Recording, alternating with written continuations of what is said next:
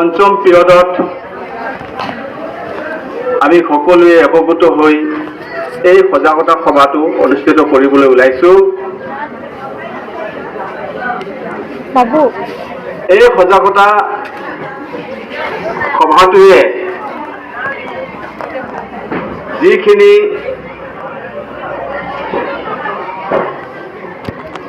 আলোচ্য বিষয় হিচাপে আমি ইয়াতে আলোচনা কৰিম, এই সমূহৰ পৰা সমূহ ছাত্ৰ ছাত্ৰী, শিক্ষক শিক্ষয়িত্ৰী তথা বিদ্যালয়খনৰ ওচৰ চুবুৰীয়া সমূহ ৰাইজে বিভিন্ন দিশৰ পৰা উপকৃত হ'ব বুলি মই আশা কৰিছোঁ। যাৰ কাৰণে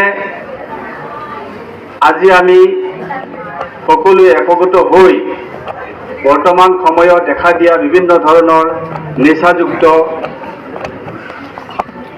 বিষয়বস্তু, নিচা সেৱনৰ পৰা হ'ব পৰা ভয়াৱহ পৰিণতি, বিভিন্ন বেমাৰ আজাৰ তথা কি ধৰণে সামাজিক ব্যৱস্থাপন বা আমাৰ মানৱ সমাজটো ধ্বংসস্তূপলৈ ক্ৰমাগতভাৱে এখোজ এখোজ কৰি গৈছে, যাৰ পৰিণাম এটা ভয়াৱহ পৰিস্থিতি হ'ব পাৰে। ইয়াৰ পৰা আমি কেনেকৈ পৰিত্ৰাণ পাব পাৰোঁ, ইয়াৰ পৰা আমি কেনেকৈ হাত খৰি চলিব পাৰোঁ, ইয়াৰ পৰা আমি কেনেকৈ দূৰত থাকি ক্ষুদ্ৰ সমাজ এখন নিৰ্মাণ কৰাত আমি অৰিহণা যোগাব পাৰোঁ, সেই বিষয়ে তোমালোকক দাঙি ধৰিব আমি আমন্ত্ৰিত কৰি অনা মানুহজন তোমালোকক এই বিষয় সম্পৰ্কে অকণমান আগবঢ়াব। মই নামটো কৈ দিম।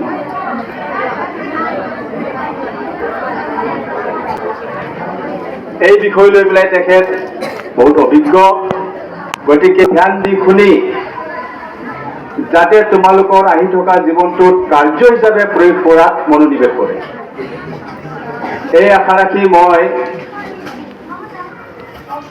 আমন্ত্ৰিত ব্যক্তি শ্ৰী জিতেন্দ্ৰ যাদৱ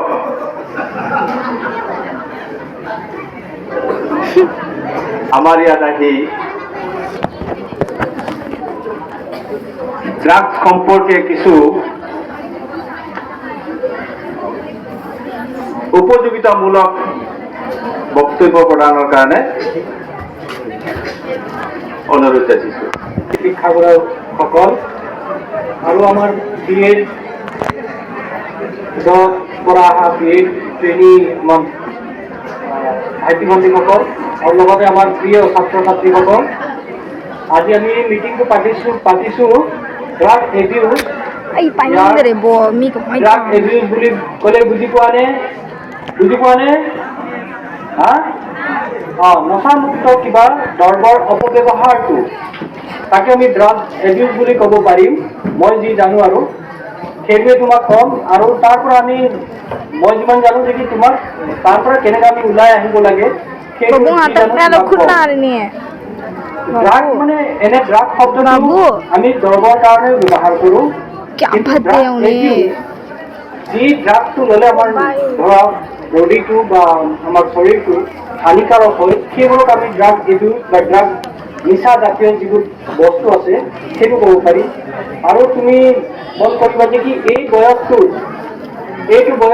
যে তোমাৰ আছে এতিয়া 14, 15 বা 16 বয়সটো, তুমি এৱেৰ হ'ব লাগিব যে কি আমি ড্ৰাগ এবিউজ নহওঁ।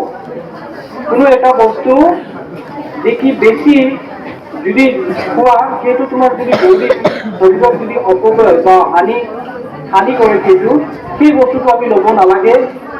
আমাৰ সমাজত বহুত তেনেকুৱা বস্তু য'তে ত'তে আছে, মন্দি বুলিব দেই, আমাৰ সমাজত তেনেকুৱা বস্তু বহুত আছে। আৰু ড্ৰাগটো আমাৰ মানসিকটো আমাৰ শেষ কৰি দিয়ে। তাৰপিছত পৰিয়ালটো এই কাইদে আৰু ইয়াৰ লগতে সাৰ সমাজ। জিনিয়ে।